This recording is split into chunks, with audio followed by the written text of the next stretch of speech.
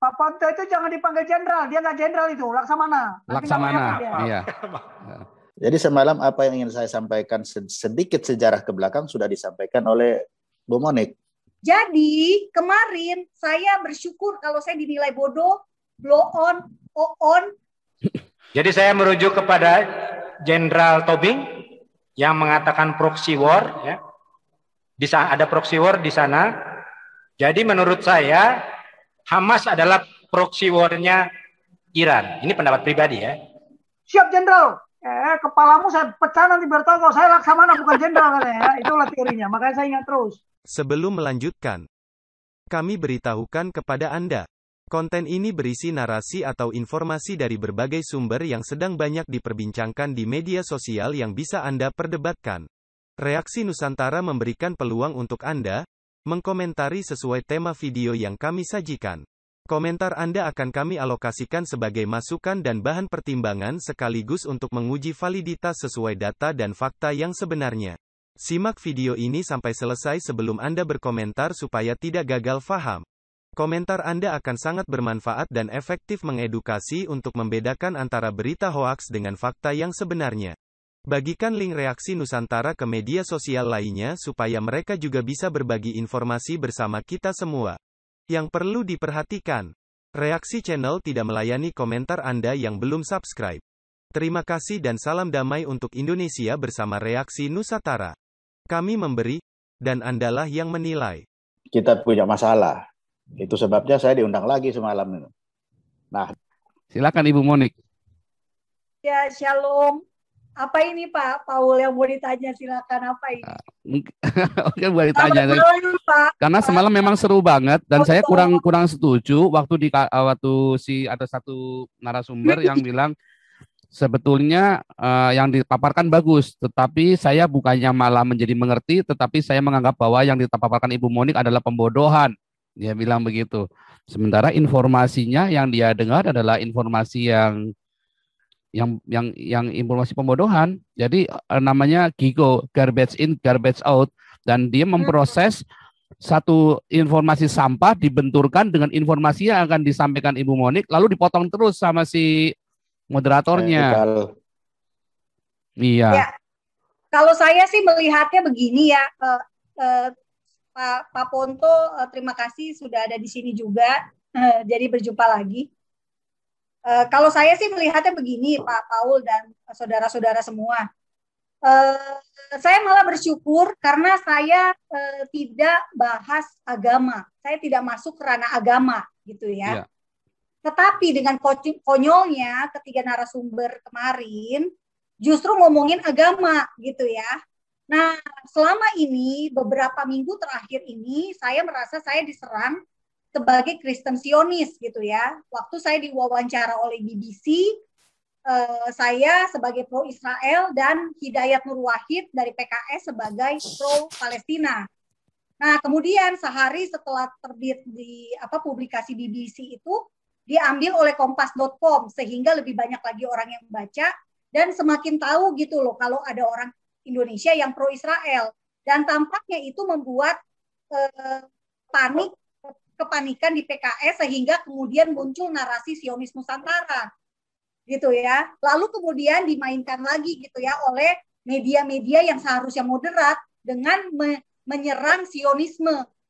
Nah, akhirnya mereka justru dengan konyol, akhirnya justru menurut saya ya, malah terperangkap dengan main di isu agama, sementara saya bertahan di isu sejarah gitu loh. Nah, saya nih mengajak kita semua, Bapak Ibu, yang apalagi umat Kristen yang tahu Alkitab, kita nggak usah bawa agama memang. Kita hanya ngomongin sejarah. Supaya apa? Supaya kita tidak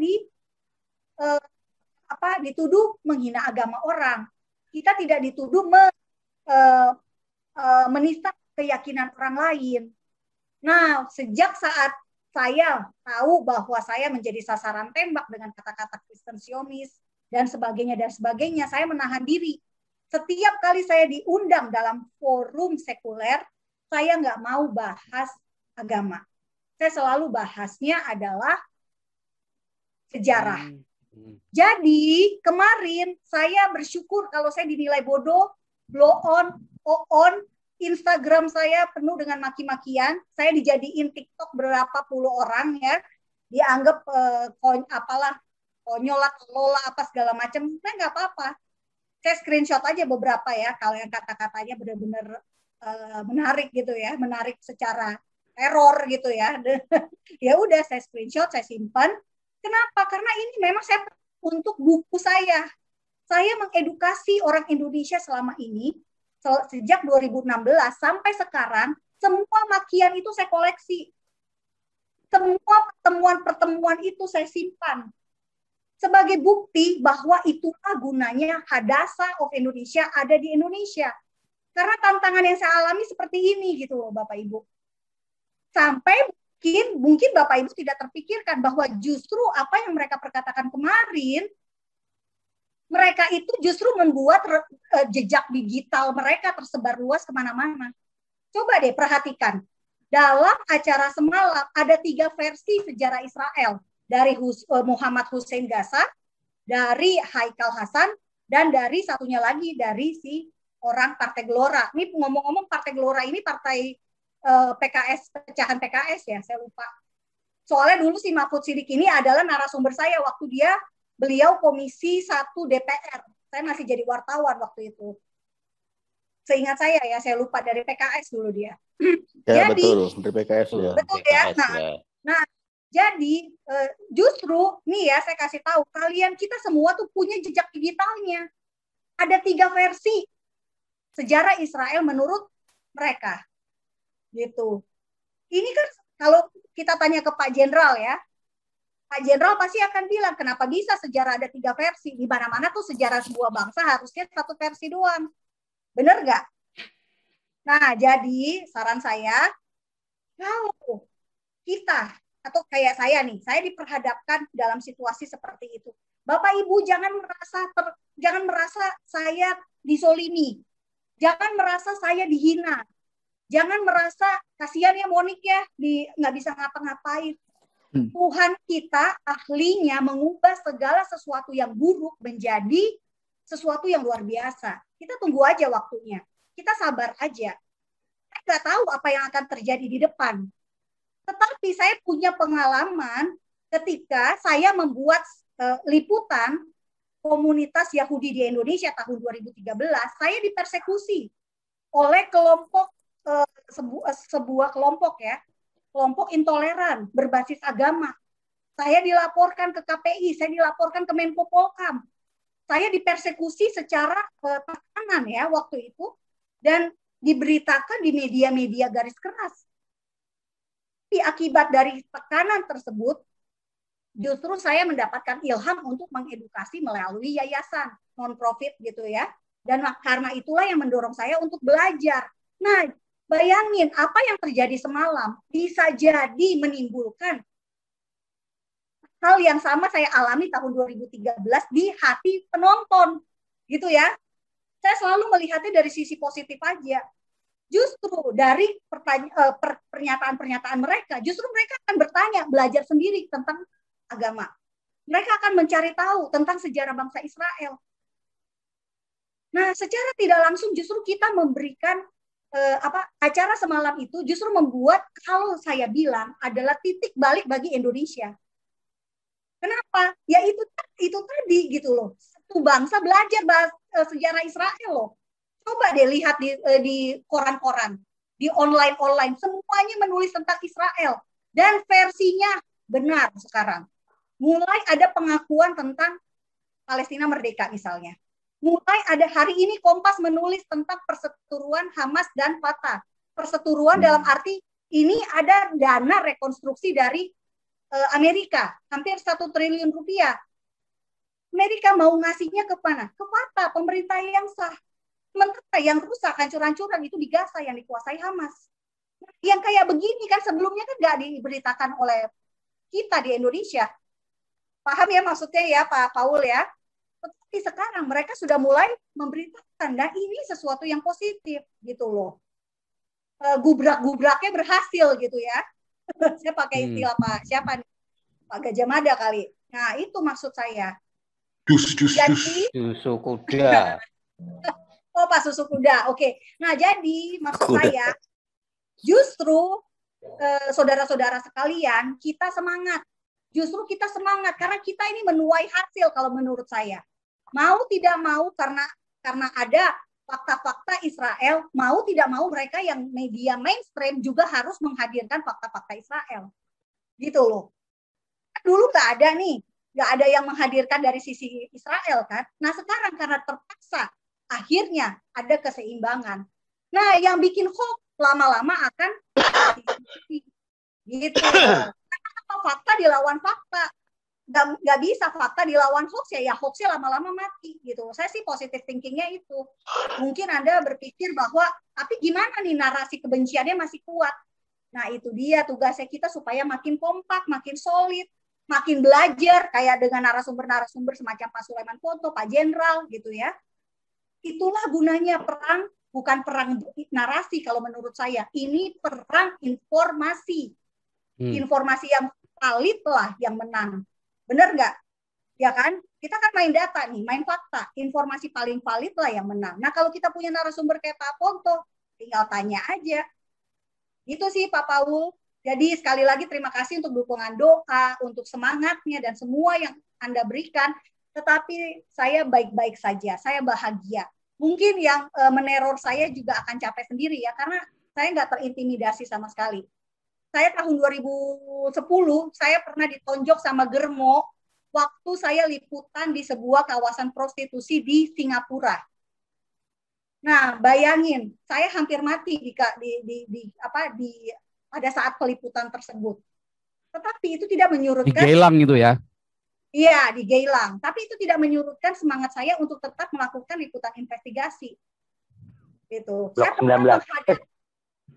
Ya, nah saya pernah menghadap. Nah itu di Geylang Bapak Ibu yang tahu itu kan kawasan yang tak bertuan bisa dibilang begitu. Karena Germo pegang senjata, bisa bunuh orang dan sebagainya. Jadi waktu saya habis ditonjok, saya tuh datang lari naik taksi ke klinik terdekat dan orang kliniknya bilang kamu bersyukur matamu doang yang kayak begini.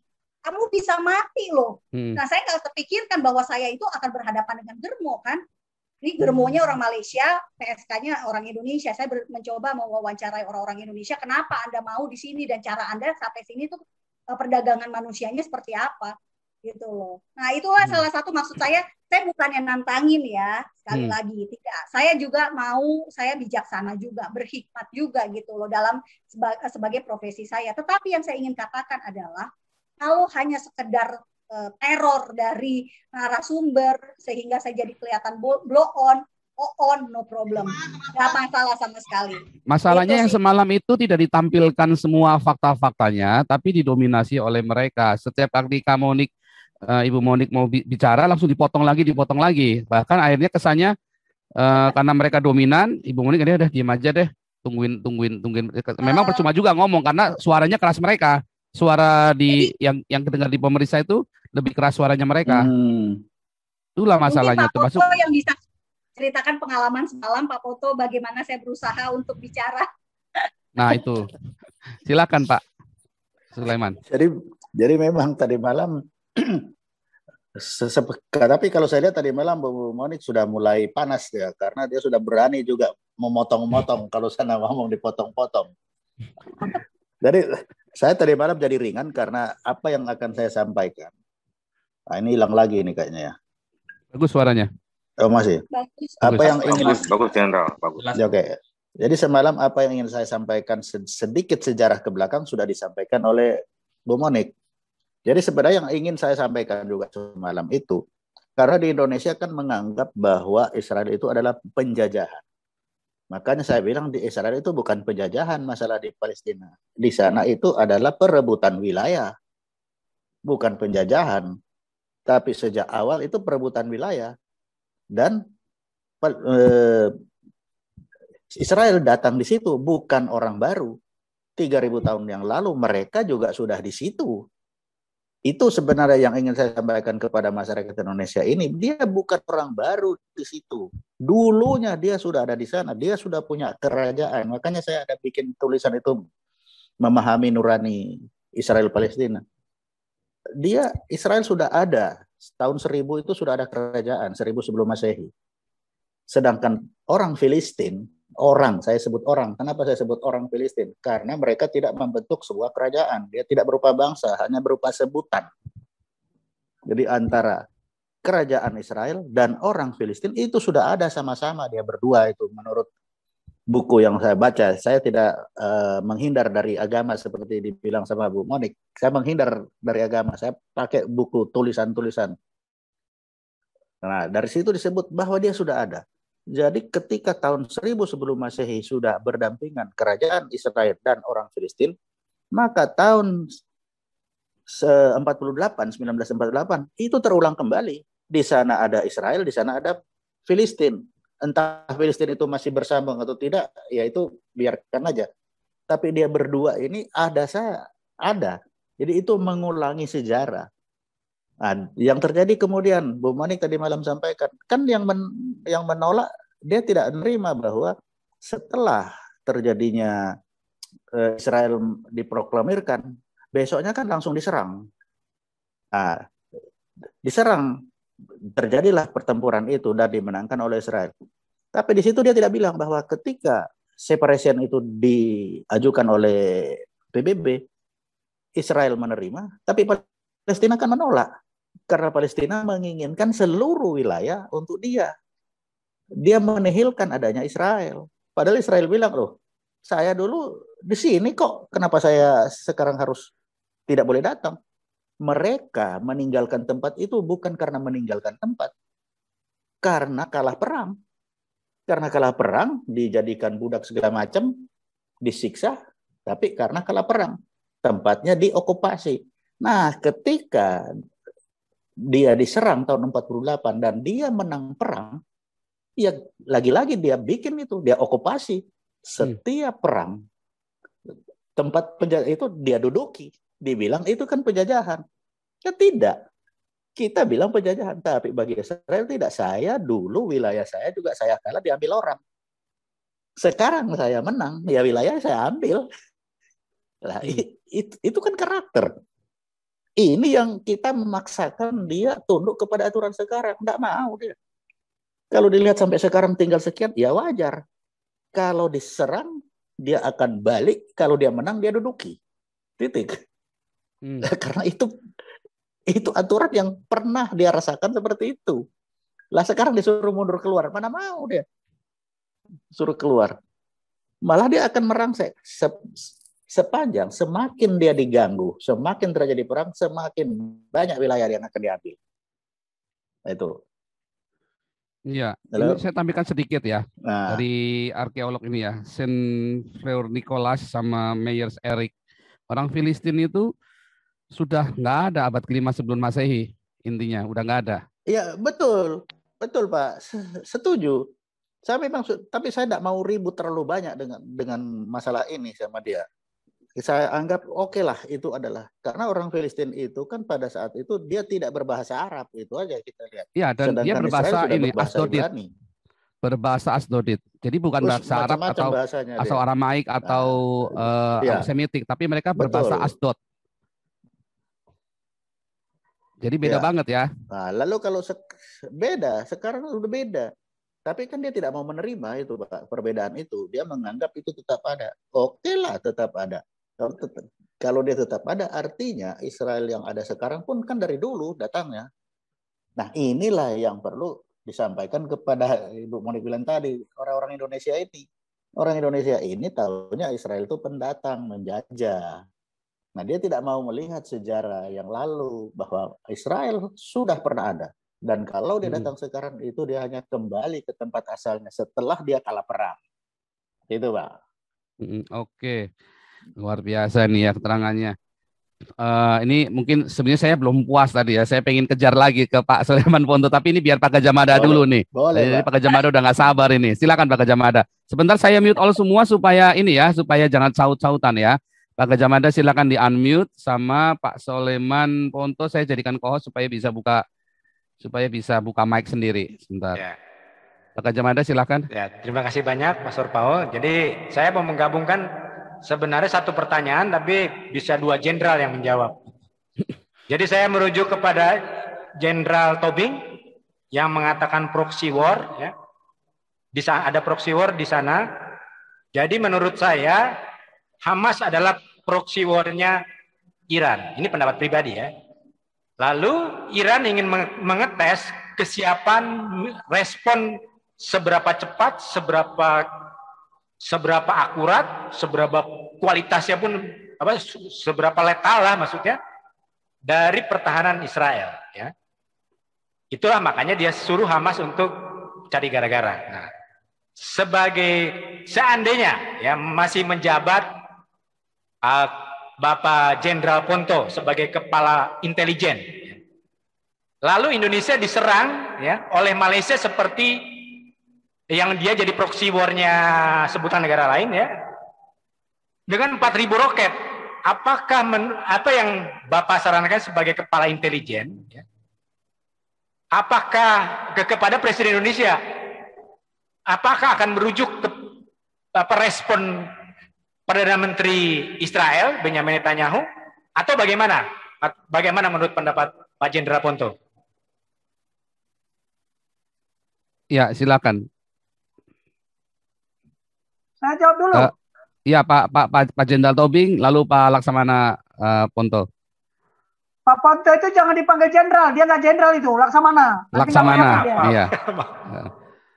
Angkatan Laut nggak mau, tapi kalau marinir ya jenderal marinir. Nanti marah-marah dia. Ya, saya pernah bos saya dulu Angkatan Laut, Pak Radmin, siap jenderal. Kepalamu saya pecah nanti biar tahu kalau saya Laksamana bukan jenderal katanya. Ya, itulah teorinya, makanya saya ingat terus. Ya, oke lah. Jadi gini, saya sudah katakan ya, supaya kita tidak ribut dari awal konflik terminologi kan saya bilang. Buka aja di kamus, tapi jangan-jangan nggak ada di kamus ini, hanya ada di kamus militer yang namanya proxy war. Proxy war itu ada dua negara sedang bertikai. Sekarang Palestina itu negara nggak? Negara kan sudah diakui sama PBB. Israel negara nggak? Negara. Mereka diadu-adu, tapi ada kepentingan yang lebih besar di belakangnya itu. Di sana, ya bukan hanya Iran yang berkepentingan di situ, Turki juga berkepentingan, Iran berkepentingan, ya konco-konconya lah. Ya termasuk Rusia di belakangnya lagi. Bagaimana kepentingan nasionalnya mereka itu, ya pasti ada kepentingan nasionalnya mereka lah. Ya cuman kalau Indonesia, kita mau proxy war dengan siapa? Kita perang dengan apa lah? Sekarang kita perang dengan Malaysia lah katakan, kalau terjadi konflik. Siapa di belakang kita? Nggak ada. Kita single fighter. Nah, seandainya dikirim 4.000 roket itu ke Kalimantan, di Pulau Kalimantan dari Kalimantan Utara misalnya. Dari mana? Dari Sarawak, dikirim ditembakkan ke Pontianak misalnya. Bisa, kenapa enggak? Tapi ya maksudnya responnya apakah seperti Perdana Menteri Israel ataukah bagaimana?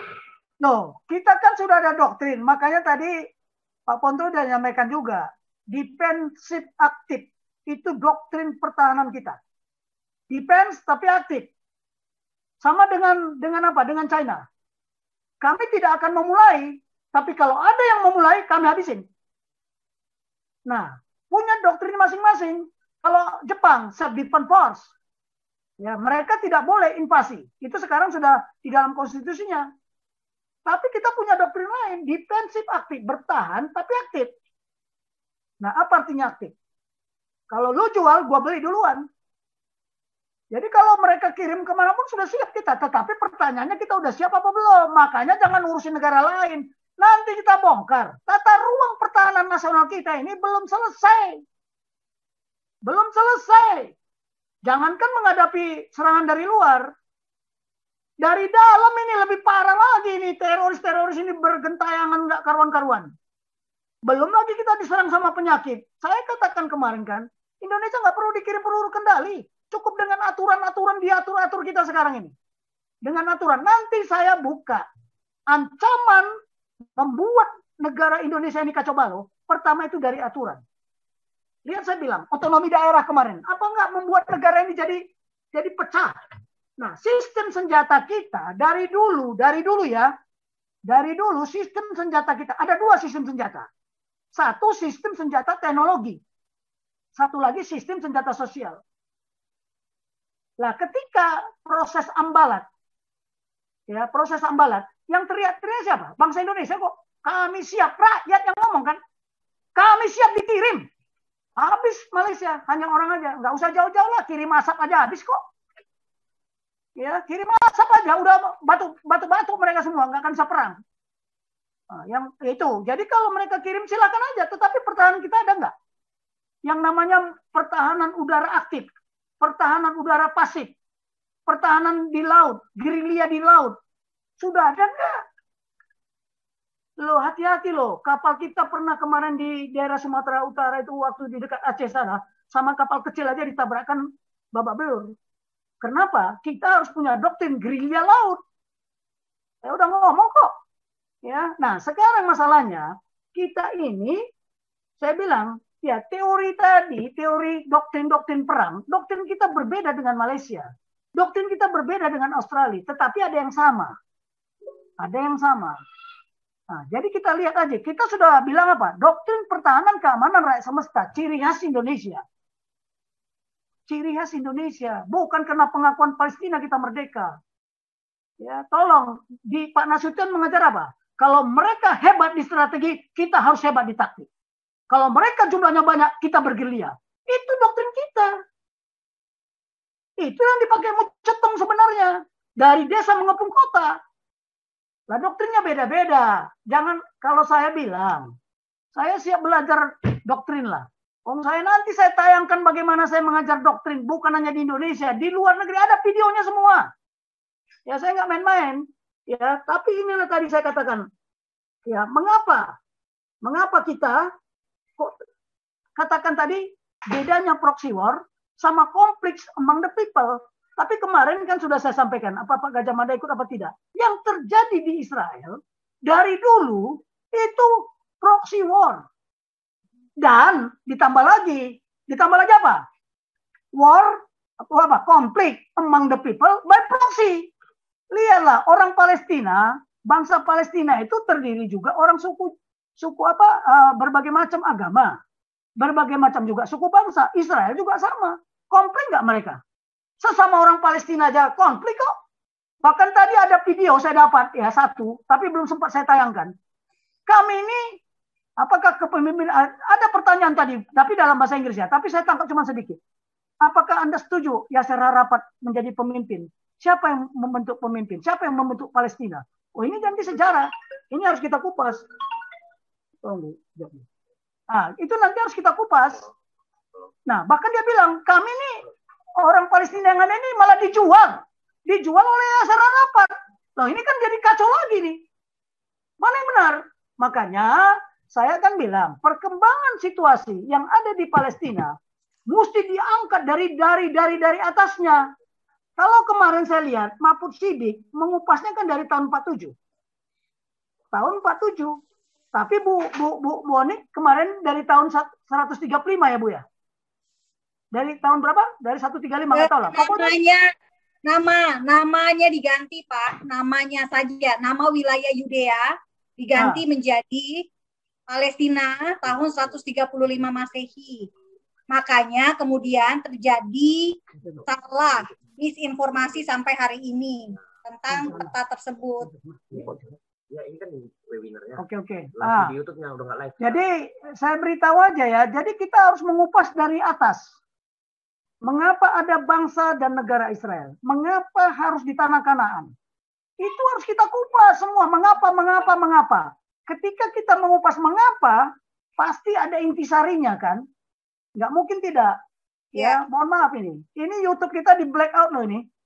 Di take down. Ya, nggak apa-apa lah, biarkan aja. Tapi yang penting, sekarang kita kupas habis. Kita bicara apa itu kebenaran. Ya ini nggak apa-apa, kita rekam kok. Kita udah standby, kita rekam. Baik, saya tidak mau nanti dibilang menista agama apa segala macam ya, tidak. Saya bicara kebenaran sini. Ya, kalau mereka bilang saya menista agama berhadapan sama saya. Saya juga punya pasukan walaupun saya sudah pensiun. Ya, biar pisau itu pada terbang ke kepalanya nanti seperti di Madura sana. Ya, jadi saya bukan apa-apa. Jadi begini aja Pak Gajah Mada. Saya kan udah kemari. Hati-hati. Kalau Gatot itu ngomong proxy war itu keliru. Tapi yang terjadi di Filipina, di Palestina ada proxy war.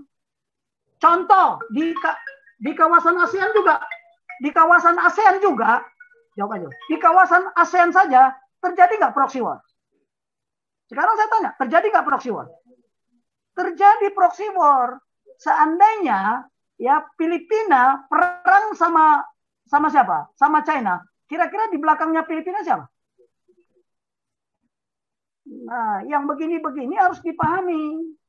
Tapi ASEAN kan sudah punya kesepakatan. Ada ASEAN Political Security Committee. Ya, kalau terjadi apa-apa diselesaikan menurut ASEAN style. Ya, itu sudah ada kesepakatan kita. Jadi kalau dibilang sekarang di sana tidak terjadi proxy war, oh gila-gila. Dan itu ada nubuatnya nggak? Ada. Nanti kita buka Pak Paul nanti Yeskiel 38. Nanti kita buka lah. Itulah nubuat Tuhan penyelesaian konflik di Israel sana. Sekarang Yom Kippur itu belum selesai. Itu baru permulaan. Tapi nanti kita bahas. Ya, kita bahas. Itu untuk membuktikan bahwa saya Tuhan ada. Di situ juga Israel dikutuk. Lihat, kenapa Israel diusir dari negara? Di situ baca nggak? Karena mengkhianati kan. Mengkhianati siapa? Ya Bapak Yahweh. Nah, kita tidak bisa membahas ini. Ini konflik di sana. Ada yang bilang konflik wilayah. Ada yang bilang konflik agama. Tapi kakak manusia ini siapa yang menciptakan? Tanah itu tanah siapa? Kalau Tuhan bilang itu tanah buat orang Indonesia, ya orang Indonesia bagaimana? Nah, ini masalah itu ya. Masalah yang terjadi di sana sudah proxy war, ditambah lagi konflik ya sesama bangsa Palestina sesama bangsa Palestina aja konflik kok. Sesama bangsa Israel juga konflik. Lihat Yahudi juga nuntut kan? Maki-maki dia. Bubarkan aja pemerintahan Israel. Tapi Yahudi yang mana ini? Bingung juga saya.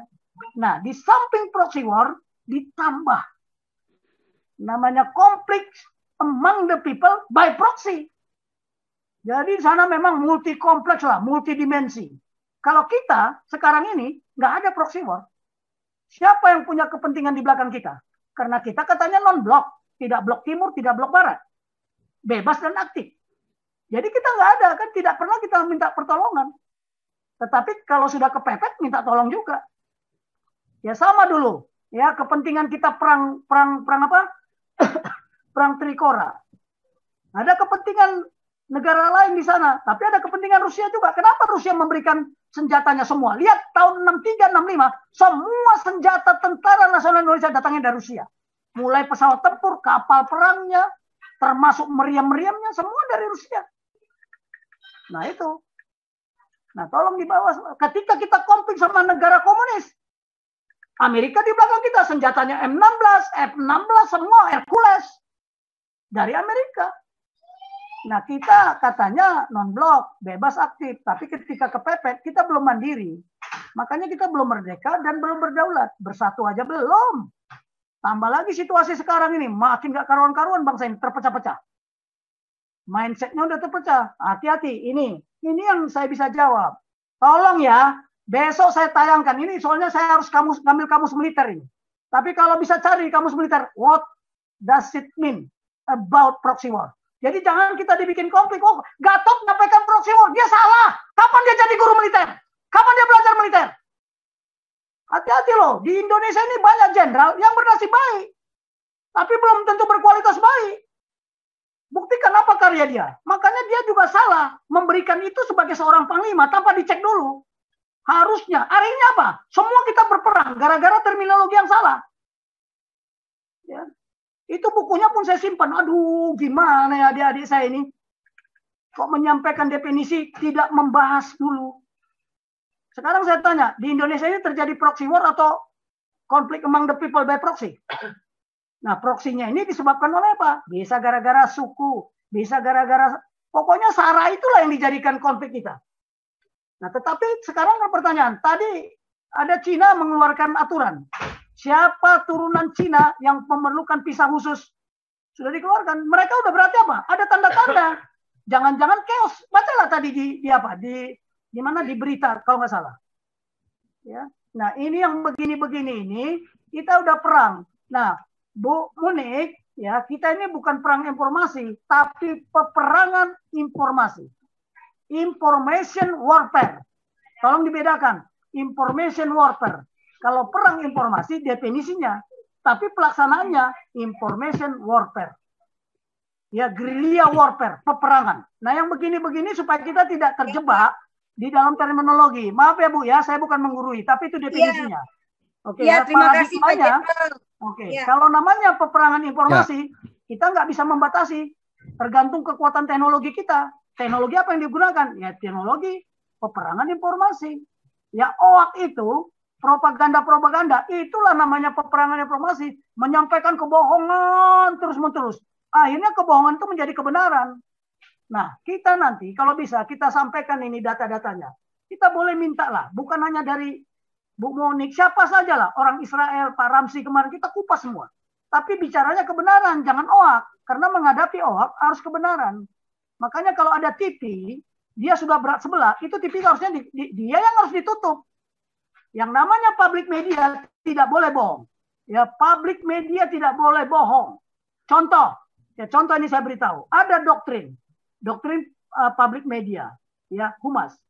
Kalau seorang TNI mati umpamanya di atas 10 mati lah di Papua, kita nggak boleh bilang 11, nggak boleh bilang 12. Jadi prinsipnya public media itu tidak boleh bohong. Ketika dia bohong sudah sekali lancung ke ujian seumur hidup orang nggak percaya. Itu filosofinya, itu prinsipnya, hukum yang harus ditaati. Tapi kalau peperangan informasi, boleh tipu menipu, tipu muslihat boleh. Norman Schwarzkopf kan juga begitu, menipu dia. Ya, pendaratan Normandy, Eisenhower, menipu nggak dia? Kami nanti akan mendarat di sana, padahal dia tidak mendarat di sana. Sama juga, baca aja lah waktu kasus aneksasi Kuwait. Bagaimana Norman Schwarzkopf memimpin pasukannya. Kan dia ditanya wartawan, oh nanti begini, tahu-tahu dia mendarat tidak di situ. Itu boleh, sudah perang. Karena kalau sudah dinyatakan perang, Anda boleh menggunakan apa saja. Doktrin apa saja. Kecuali, hati-hati, jangan melanggar HAM. Orang yang sudah ditangkap ya jangan disiksa. Perlakukan seperti tawanan perang. Itu ada doktrinnya. Tapi prinsipnya, kill or to be killed. Itulah doktrin. Ya, lu jual, gua beli. Tanyalah doktrin Cina. Kami tidak akan memulai. Nah, hati-hati loh, kata-kata itu kami tidak akan memulai. Nah, yang begini harus diwaspadai. Amerika lain lagi doktrinnya.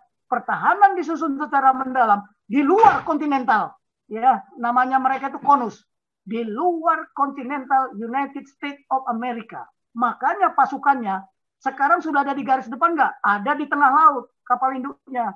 Selalu standby. Ada di Guam, ada di Taiwan, ada di Korea, ada di Okinawa. Dia sudah ada pasukan terdepannya karena Sun Tzu yang mengajarkan, tapi bukan Sun Tzu juga demikian. Siapa yang lebih dulu menguasai garis depan, maka dialah yang akan lebih dulu menang pertempuran. Makanya mereka sudah asik dengan mendeploy semua pasukannya di garis depan. Kalau Indonesia kan defense terus, defense aktif. Ya, tidak agresor, tidak mau disebut agresor. Itulah kita. Kalau Israel dia nggak peduli ya. Karena doktrin dia beda. Ingat nggak kata Bu Koni? Kalau kami dicubit, kami jadi anjing gila. Nah itu tadi yang dibilang dinosaurus oleh Pak Laksamana Ponto tadi. Ya, itu terminologi baru juga itu sama kawan saya itu.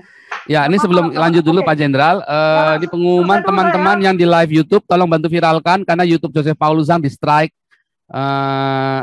karena tayangan ini ya, dan kita pindah ke YouTube Hagios Eropa. Ya, kita pindah ke YouTube Hagios Eropa, YouTube Joseph Paulusang kena strike. Kayaknya dari tadi kita nggak ada ya bicara-bicara yang gubrak-gubrak terlalu, ini belum panas ini. Tapi nampaknya ada dari Menkominfo atau something gitu yang bisa mengintervensi. Nampaknya yaitu tadi Pak Laksana Ponto tadi ya, makanya saya yakin sekali ada penggiringan opini dari pemerintah untuk meniadakan informasi tentang Israel. Saya sangat yakin sekali dari pemerintah Indonesia atau ada orang di dalam pemerintahan Indonesia yang punya kuasa untuk menghilangkan informasi yang benar tentang Israel dan menggiring media untuk melakukan pembodohan kepada publik. Itulah sebabnya dari YouTube saya tiba-tiba di strike. Dari tadi kita nggak ada ngomong hal-hal yang tidak baik. Semua kita hanya menyampaikan, bahkan judulnya pun tadi kita cukup bagus. Media Indonesia berdusta tentang Israel. Nah, dan nampaknya benar-benar ketika kita sedang mau cerita yang benar, lalu langsung di strike. Ini nggak mungkin bisa. Saya tahu sekali bahwa yang kita tayangkan tadi tidak melanggar aturan di YouTube. Nah, kebetulan YouTube CPZ itu dulu saya buatnya waktu di Indonesia. Kalau yang Hagios Eropa ini saya buat di Eropa. Ya, jadi memang ada sesuatu yang salah yang saya yakini. Ini pasti ada yang salah, something wrong di atas sana itu ya. Silakan Pak Laksamana Ponto untuk menanggapi pertanyaannya Pak Gajah Mada tadi mengenai proxy war-nya Iran dengan Amerika tadi. Harus dinyalakan dulu ini ya. Tadi jelas itu dari teman saya Pak Tobing itu. Jadi kalau kita diserang sama Malaysia seperti begitu, ya akan sama seperti kata Netanyahu tadi. Sudah pasti itu. Kasus Ambalat saja sudah seperti itu, kita sudah panas. Ambalat itu masih ya tidak separah Hamas menyerang Israel. Kita sudah panas seperti begitu. Apalagi kalau itu. Pasti serupalah dengan Netanyahu. Itu akan sama. Kalau si proxy saya kira tadi Pak dari teman saya Pak Tobing, Jenderal Tobing sudah jelas. Lalu kemudian untuk Indonesia memang begini, karena Indonesia ini sudah terlanjur menyatakan bahwa Israel itu adalah penjajah, sehingga semua politikus harus sama dengan itu. Kenapa? Karena mereka ingin mendapatkan voting, dapat suara nanti, apakah nanti untuk tahun 2024, apakah mau jadi anggota DPR, mau jadi apa saja. Sehingga dia harus menjadi populer di tengah masyarakat. Nah, populernya masyarakat sekarang itu adalah Israel nggak benar. Kan itu. Jadi apapun, dan para pejabat ini, mereka berlindung di bawah Undang-Undang Dasar. Bahwa sesungguhnya penjajahan harus dihapuskan. Makanya saya bilang, jangan salah, ini bukan penjajahan. Yang ada itu adalah perebutan wilayah. Kalau bilang, tapi kita selalu mendengungkan penjajahan. Nah, kenapa memang ini? Ya karena untuk mendapatkan popularitas di masyarakat supaya memilih beliau, kan memilih mereka. Pak Mahfud sebagai ketua partai baru sudah sangat jelas dia ingin dapat dukungan sebanyak-banyaknya. Nah, dengan adanya kasus Israel Palestina yang selalu berulang, ya mereka ikut arus mencari keuntungan sendiri dengan meneruskan ketidaktahuan kita tentang Israel, ketidaktahuan masyarakat Indonesia tentang Israel, itu digunakan terus. Sehingga mereka merasa bahwa apa yang dia lakukan itu benar dan didukung oleh rakyat, kan terus-menerus itu, dan dipakai lagi sebagai legitimasinya bahwa kita berhutang budi kepada Palestina sehingga kita harus membalas budi. Padahal sebenarnya kalau saya melihat itu lebih banyak untuk keuntungan pribadi. Keuntungan pribadi ini merugikan semua justru posisi negara. Jadi kalau sudah politikus yang bicara sudah susah, itu tidak bisa dipegang itu, bahwa itu untuk negara, itu untuk diri pribadi. Gitu Pak. Setuju. Nampaknya begitu ya. Jadi apa yang kita khawatirkan memang yang kami rakyat jelata, kebetulan di sini kita semua rakyat jelata semua, dan kita sama-sama teriak karena kita merasa ada yang nggak beres, sehingga kita teriak sama-sama dan kita memang berniat untuk kembali ke Pancasila, di mana seharusnya di dalam Pancasila ini kita tidak memihak baik itu Palestina atau Israel. Kita hanya menyajikan informasi dan kita memberikan perdamaian harusnya, bukan memihak. Tapi nampaknya kali ini Indonesia sudah kelewat batas ya. Bukannya gini, Pak, memberikan perdamaian, tapi memihak. Karena gini Pak, ada sesuatu yang kita langgar, yang sudah dibuat oleh para founding fathers kita. Kita diajar dulu bahwa kalau ada pemilihan itu berdasarkan musyawarah mufakat. Kalau musyawarah mufakat sudah pasti orang-orang seperti Jenderal Tobing inilah yang dipilih, sudah dikenal. Tapi kita rubah jadi one man one vote. Kalau jadi one man one vote ya seperti sekarang ini, butuh dukungan sebanyak-banyaknya.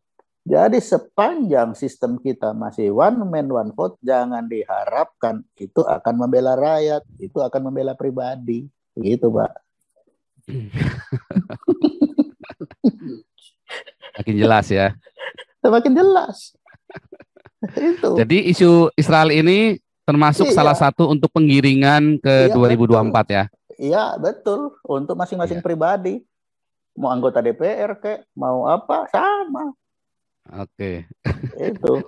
Oke, ini kita masuk ke Opung JJ, lalu ini. Terima kasih Anda telah meluangkan waktu untuk memberi masukan kepada kami, dan semoga komentar Anda bisa bermanfaat untuk edukasi generasi penerus bangsa ini, terutama bagi diri kita sendiri dan untuk mereka yang mau berpikir dengan akal sehat. Karena dengan akal sehatlah kita bisa bedakan mana yang terbaik untuk orang lain, saudara, keluarga dan terutama untuk diri kita sendiri. Semoga hari-hari Anda selalu dirahmati Tuhan Yang Maha Esa. Dan sampai ketemu lagi di konten Reaksi Nusantara channel berikutnya. Salam sejahtera bersama keluarga.